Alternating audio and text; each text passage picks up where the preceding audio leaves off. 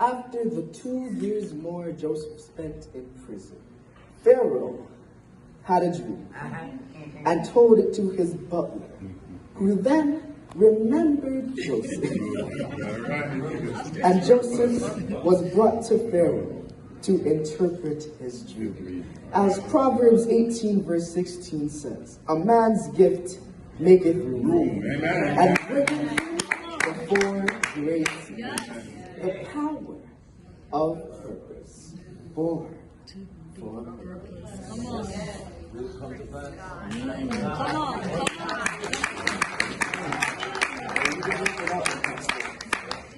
Following the interpretation, Pharaoh made Joseph the vizier, the second in command to Pharaoh.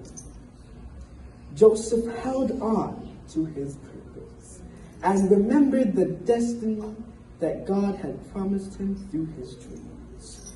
Joseph was set up by mankind for prison, but he was set up by God for prosperity. Yes.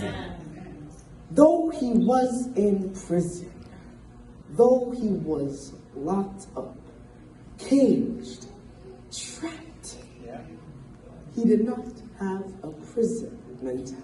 Amen. While they captured him in flesh, they could not capture his purpose. They could not put his purpose into captivity. While he was locked up, his purpose was free. Though he was in prison, he did not have a prison mentality, but a purpose-driven mentality. The power of purpose.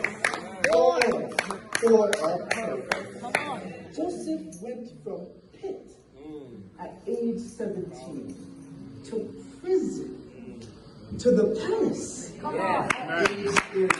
It does not matter how long it takes. Joseph waited 13 years for his destiny. Moses waited 40 years. Jesus waited 30 years. If God promised you something yesterday, hold on to it. Yes, come on. If he promised you something 3 years ago, hold on to it. Yes.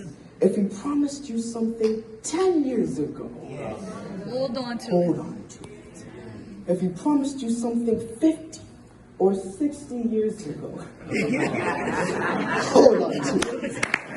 As Habakkuk 2 verse 3 says, for the vision is yet for an appointed time. At the end, it shall. Which means it must.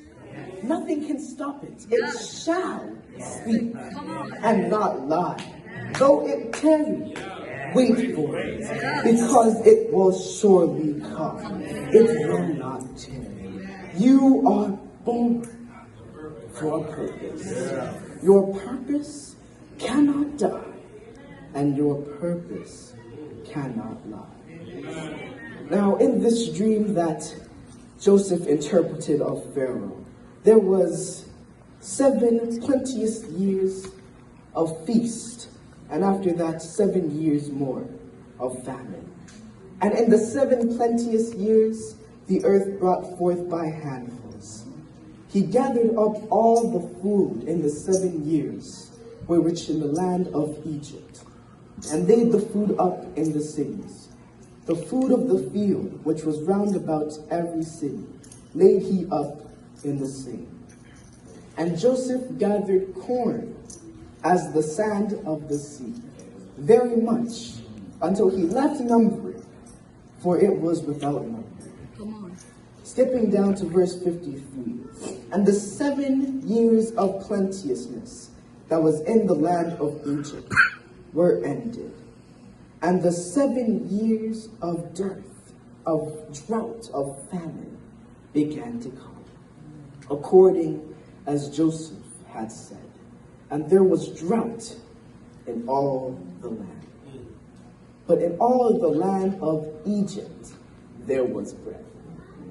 And when all the land of Egypt was famished, the people cried to Pharaoh for bread. And Pharaoh said